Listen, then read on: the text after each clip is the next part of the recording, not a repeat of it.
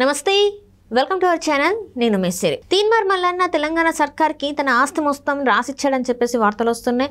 అసలు తన ఆస్తి ఎందుకు రాసిచ్చాడు, అసలు తన ఆస్తుల విలువ ఎంత ఉంటుంది, దేనికోసం ఈ ప్రచారం నడుస్తుంది? సో ఈ అంశాన్ని మనకు వివరించడానికి మనతో పాటు ఉన్నారు ప్రముఖ సీనియర్ జర్నలిస్ట్ జగదేవ్ గారు.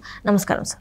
సార్, ఇప్పుడు చూస్తుంటే తెలంగాణ సర్కార్కి తీన్మార్ మల్లన్న మీకు ఐడియా ఉంటారు. సో తన ఆస్తులన్నీ రాసిచ్చేసాడు తెలంగాణ సర్కార్కి, అండ్ ఎన్ని వేల కోట్లు ఆస్తి రాసిచ్చేసాడని చెప్పేసి అయితే ఒక వార్త అయితే హల్చల్ చేస్తుంది. నిజంగానే తను రాసిచ్చాడు? అసలు రాసిస్తే ఎందుకు రాసిచ్చినట్టు? First of all Teenmar Mallanna గారి గురించి మాట్లాడాలంటే వేల కోట్లు అయితే ఉండదమ్మా నాకు తెలిసి. అంటే మేబీ పదుల్లో ఉండొచ్చు, ఇంకా తక్కువైనా ఉండొచ్చు. బట్ ఆయన ఒక విధంగా అఫిడవిట్ దాఖలు చేశారు అనుకోవచ్చు. దాని ప్రకారం అయితే ఆయన ఆస్తి కేవలం 1.5 అంటే 1,50,00,000 ఎంతో ఉందన్నట్టుగానే ఆయన దాఖలు చేశారు. అది కూడా ప్రభుత్వానికి రాసి ఇచ్చేస్తున్నట్టుగా కూడా ప్రకటన ఇంతకుముందు కూడా చేశారు. నిజంగా నా ఆస్తి మీరు అనుకున్నట్టు అంతగా ఉంటే మొత్తం కూడా ప్రభుత్వానికి రాసి ఇచ్చేస్తాను, ఎప్పుడు నేను ప్రజాప్రతినిధి అయినప్పుడు కూడా రాసిస్తానన్నట్టు గతంలో కూడా ఒకసారి అన్నారు. అయితే తీన్మార్ మల్లన్న పేరు ఆయన అసలు పేరు కన్నా స్క్రీన్ నేమ్ తీన్మార్ మల్లన్న పేరే ఎక్కువగా మారుమోగింది. ఎందుకంటే తెలంగాణ ఉద్యమం ఉవ్వెత్తిన లెగసి తెలంగాణ సాధించుకున్న తర్వాత 2014 నుంచి తర్వాత ఎందుకో తీన్మార్ మల్లన్న బాగా ప్రభుత్వ ఆగడాల మీద, ప్రభుత్వ వ్యతిరేకంగా, ప్రభుత్వ విధానాలని వ్యతిరేకిస్తూ చాలా పర్సనల్గా ఒక యూట్యూబ్ ఛానల్ పెడుతూ ప్రతిదీ కూడా ఆయన ఎక్కడికక్కడ నొక్కి ఒక్క నుంచి చెప్పేవాడు. ఆయన కేసీఆర్ ఎలా చేశారు, కేటీఆర్ ఎలా చేశారు, వాళ్ళ అమ్మాయి కవిత ఎలా చేసింది, కేసీఆర్ సడ్డకుడు ఎలా చేశాడు, లేదంటే ఎవరు ప్రభుత్వంలో ప్రతి ఒక్క విధానాన్ని ప్రతి ఒక్కరిని కూడా దుయ్యబట్టడం, విమర్శించడం స్టార్ట్ చేశారు. అది అతని మీద చాలా కేసులు, విమర్శలు. నిజంగా తీన్మార్ మల్లన్న బ్యాక్గ్రౌండ్ ఎవరు, తీన్మార్ మల్లన్న ప్రతిపక్షాలను నడిపిస్తున్నాయి, తీన్మార్ మల్లన్నకి ప్రతిపక్షాలు ఫుల్గా సపోర్ట్ ఇచ్చి ఫండింగ్ చేస్తున్నాయి కాబట్టి ఈయన ఈ విధంగా చెలరైపోతున్నాడు అన్నట్టు కూడా విమర్శలు వచ్చాయి. ఆయన దానికి కూడా చాలా సందర్భాలు క్లారిటీ ఇచ్చాడు. ఎట్లా అంటే, నేను ముందే ఇక్కడ మీడియాలోకి రాకముందే నా జీతం ₹1,00,000 అట్లా ఉండేదన్నా, నేను అప్పుడే కారు మెయింటైన్ చేసేటోడిని, నా కారు ఉంది. అదే లేదు అంటే మీరు నిజంగా BMW కారు మెయింటైన్ చేసేంత రేంజా, లేదా ఒక స్కోడా కార్ మెయింటైన్ చేసేంత రేంజా, ఎట్లా విమర్శలు వచ్చినా కూడా నాకు కావాలంటే మీరు నా బ్యాంక్ డీటెయిల్స్ కూడా చెక్ చేసుకోవచ్చు అని చెప్పి చాలా సందర్భాలు చెప్పారు.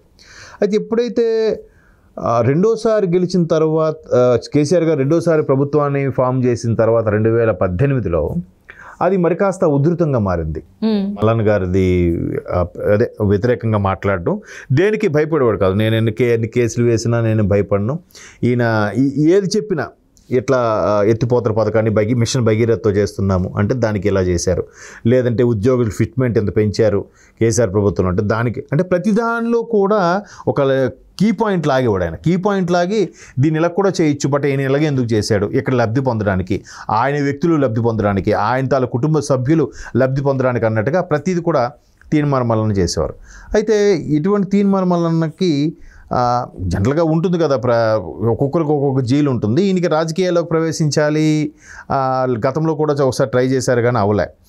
తర్వాత కాంగ్రెస్ తరఫున ఎమ్మెల్సీకి ఏదో అనుకున్నారు కానీ కూడా అవలేదు. అయితే ఎప్పుడైతే కేసీఆర్ గారు వచ్చారో, కేసీఆర్ గారు నాకు తెలిసి ఇంకా గవర్నమెంట్ ఫామ్ అవ్వకముందు కూడా కేసీఆర్ గారిని పర్సనల్గా కలిశారు, చాలాసేపు, 1 గంట సేపు ఎంతో మాట్లాడారు కూడా మల్లన్న గారు. మనం ఒకసారి న్యూస్లో కూడా చూసాం, ఈవినింగ్ చీకటి పడాక వెళ్ళి కలిసి వచ్చారు. మా తీన్మార్ మల్లన్న కూడా ఈసారి ఎన్నికల్లో పోటీ చేస్తుండొచ్చు అనే వార్తలు కూడా మనకు వినిపించాయి, బట్ ఆయన పోటీ చేయలేదు. సో గతంలో ఎమ్మెల్సీకి సపోర్ట్ చేశారు కాబట్టి అప్పుడు కొన్ని అనివార్య కారణాల వల్ల కొందరి మద్దతు లేకపోవడం వల్ల అది సఫలీకృతం అవ్వలేదు.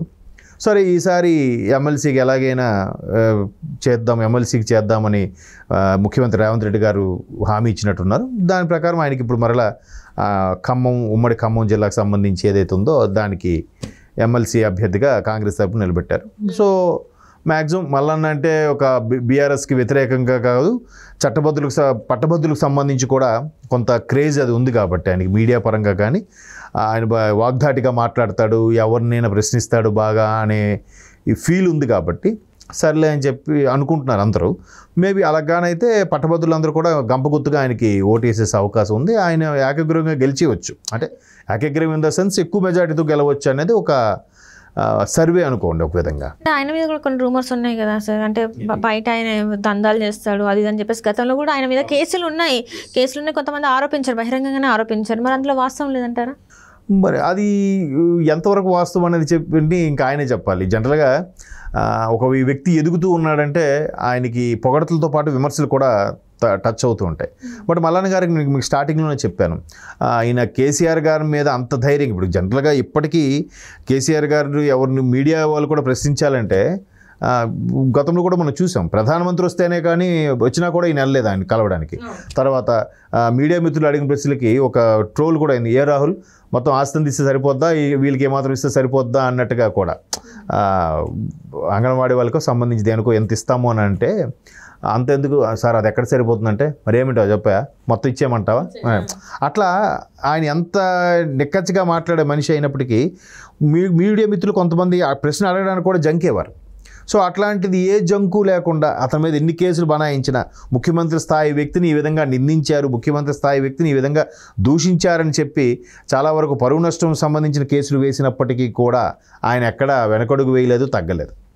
సో ఆ ధైర్యం చాలామందికి నచ్చింది. మేబీ అంత ధైర్యంగా ముఖ్యమంత్రిని కేసీఆర్ గారిని ఎదుర్కొనే ధైర్యం ఎవరికి ఉందిరా, నిజంగా ఈయనకి ఎవరు ఖచ్చితంగా బ్యాక్ బోన్ ఉండే ఉంటారు, ఏదో ఒక నేషనల్ పార్టీ సపోర్ట్ ఉందేమో, లేదంటే స్థానికంగా సపోర్ట్ ఉందేమో అనే ఉద్దేశంతో మేబీ ఎట్లాంటి, ఇప్పుడు జనరల్గా ఆయన ఎవరికి భయపడకుండా ఎట్లా మాట్లాడుతున్నప్పుడు ఖచ్చితంగా అందరూ అనే మాట ఏంటి, లేదురా వీడికి ఏదో సపోర్ట్ ఉంది.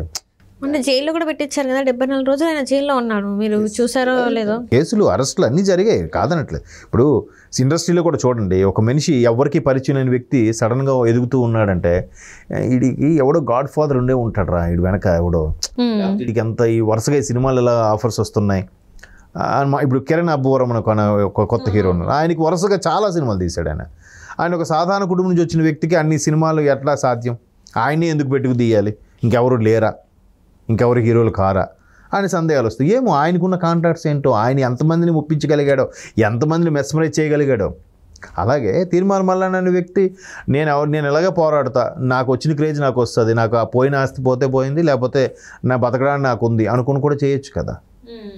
అట్లా బ్యాక్తో మీరు అన్నట్టు వెంటనే జనరల్గా ఏముంటుందంటే, లేదు బ్యాక్ సపోర్ట్ ఉంది, తీర్మార్ మల్లన్న పేరుతో ఫెమిలియర్ బాగా దందాలని చేస్తాడో, జనరల్గా చూసేవాడు ఏమంటాడు, వీడికి బ్యాక్గ్రౌండ్ లేకపోతే ఇన్ని దందాలు చేయకపోతే వీడికి పైసలు యాడ్ నుంచి వస్తారా అంటే, దానికి ఆయన చాలా సందర్భాలు కూడా క్లారిటీ ఇచ్చాడు. ఆయన నేను మొదటి నుంచి ఇప్పుడే కాదు, 20 years బ్యాక్ అయినా ₹1,00,000 శాలరీ ఉండేవాడిని నేను, నాకు అప్పటి నుంచే ఉన్నాయి, నేను ఏం తింటాను ఇవన్నీ వెనకేసుకుంటే నాకు పైసలు సరిపోవా, కాకపోతే ప్రభుత్వంకి సంబంధించి ఏదైతే నేను ప్రశ్నించాలి, నేను తట్టుకోలేను వాళ్ళు చేసే ఆగడాలన్నీ, అందుకే మాట్లాడుతున్నాను కూడా చెప్పాడు ఆయన. కాకపోతే ఇప్పుడు ఆ ఆస్తి ఏదైతే ఉందో మేబీ ఈ ఎవరెవరైతే అఫిడవిట్ దాఖలు చేసిన అందరూ ఒరిజినల్ ఆస్తులు ఏంటమ్మా అవి కాదు కదా. జగన్మోహన్ రెడ్డి గారు 700 కోట్లు ఎంతో ఆస్తి పెట్టారంట, 700 కోట్లేనా ఆయన ఆస్తి చెప్పండి, నిజం పెరుమాళ్ళ కెరిక అన్నట్టు. మేబీ లీగల్ గా ఉన్న ఆస్తులు అవేమో కావచ్చు సార్. లీగల్ ఏంటి, అనధికారంగా ఏంటి, కొంతమంది బినామీల పైన కూడా కేసులు పెట్టేసుకుంటారు కదా ఆస్తులు. ఈ వాట్ ఎవర్ ఇట్ మేబీ, ఇప్పుడు మేబీ అదే మల్లన్న గారు కానీ మిస్సెస్ పేరు మీద ఉన్నాయేమో, ఆయన పేరు మీద సంబంధించి ఎలా ఉన్నాయేమో, అలా కూడా అయ్యుండొచ్చు కదా. కాబట్టి చూద్దాం మరి, ఆయన ఎమ్మెల్సీగా గెలిచాక ఇప్పుడు ఇంతకుముందు కూడా రాసేస్తా అన్నారు, ఇప్పుడు కూడా రాస్తా అన్నారు.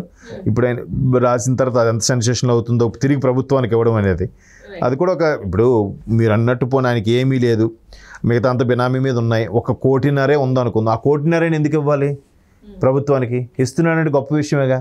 ఇతను చూసి ఇంకొంత ఇద్దరు ముందుకు వచ్చినా ఈజీగా 100 కోట్లు జమ అవుతాయి కదా ప్రభుత్వానికి. Right sir, right, thank you so much sir.